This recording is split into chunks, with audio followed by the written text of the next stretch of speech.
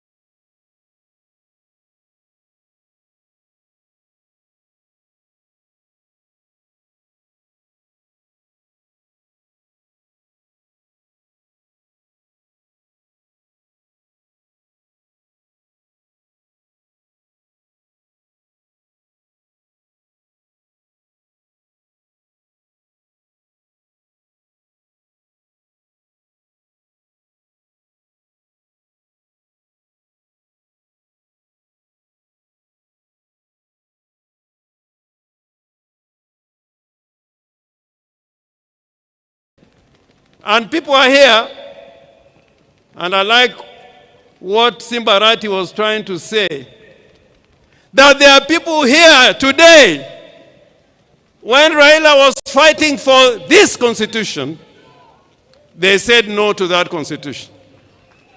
I want to remind you that without Raila Amolo Odinga, we will not be having this constitution. So Raila was courageous. He was a brave man. I remember after the elections in 2017, when his votes were stolen, and we must continue to say that, when his votes were stolen,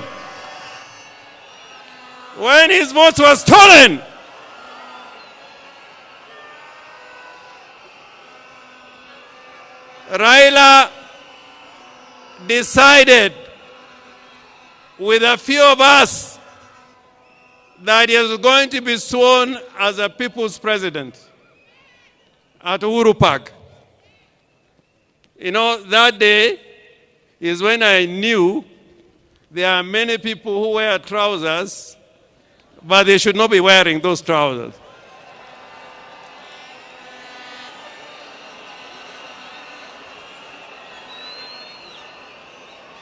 But Raila said,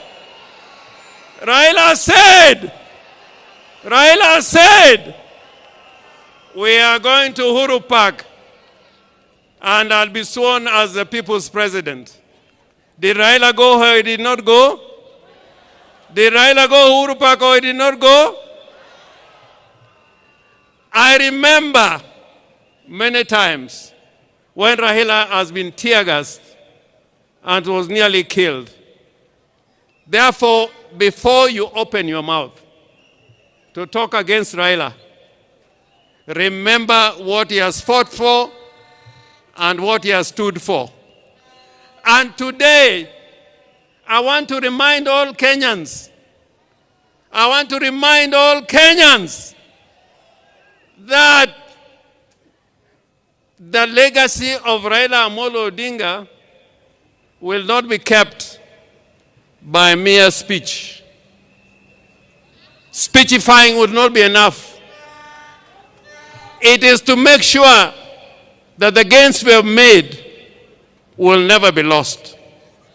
You should never give any space for gains that Kenya has gained to be lost. That is the only way of keeping the true legacy of Raila Amolo Odinga.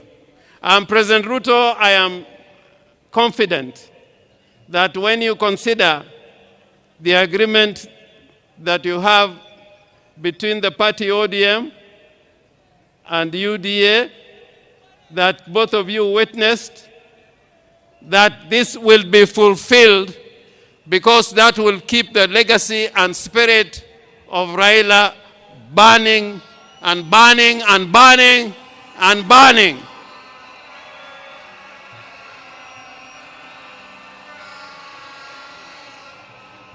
The other character of Raila Amolo Odinga, other than being brave and courageous, was that he was a peacemaker.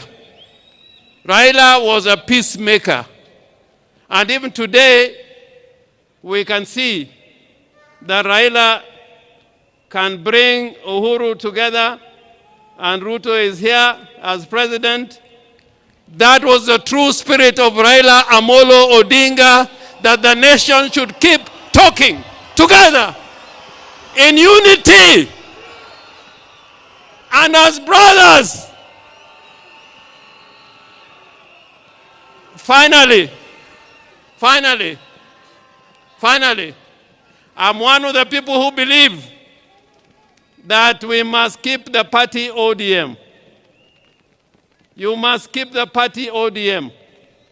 Remember the ideology of the party ODM. There's a huge delegation here, including the governor from Tororo, people from Gulu. My friend Olara Otunu, I think, is also in the house. We welcome you. But Olara Otunu, during Pinluo, when His Excellency the President and President Museveni was here, he spoke in Luo. And I want, if you have anybody near you, to translate what I'm saying. Nijo Luo wangi kitwa. Kitwa. Kitwa. Kitwa. Kitwa. In that spirit of the Luo nation, that spirit of Luo nation is like we like speaking the truth. We like speaking the truth. We like living in peace with our brothers. We like inclusivity. We are against those who are trying to tear Kenya apart and speak the language of division and tribalism and ethnicity. Woe unto you! So, President, I urge you, even as we speak about unity, let us not kill political parties. Political parties are the foundation of democracy. Any arrangements we enter into don't kill political parties. In 1963, political parties were killed, and it took us 20 years to fight to revive political parties. So jothurwa awachonuka geno ni wabed gimoro achiel, odu en odu, od meru kataka chwer mane odu, wabed kanyakla, wati kanyakla, mondo Kenya obed gimoro achiel. I thank you so much, Mr. President.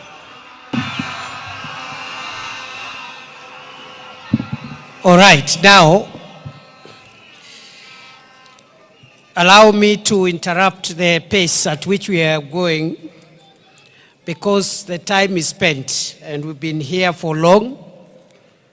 We have senior statesmen in our midst, including our retired president and the retired president of Nigeria, and we've kept them for long.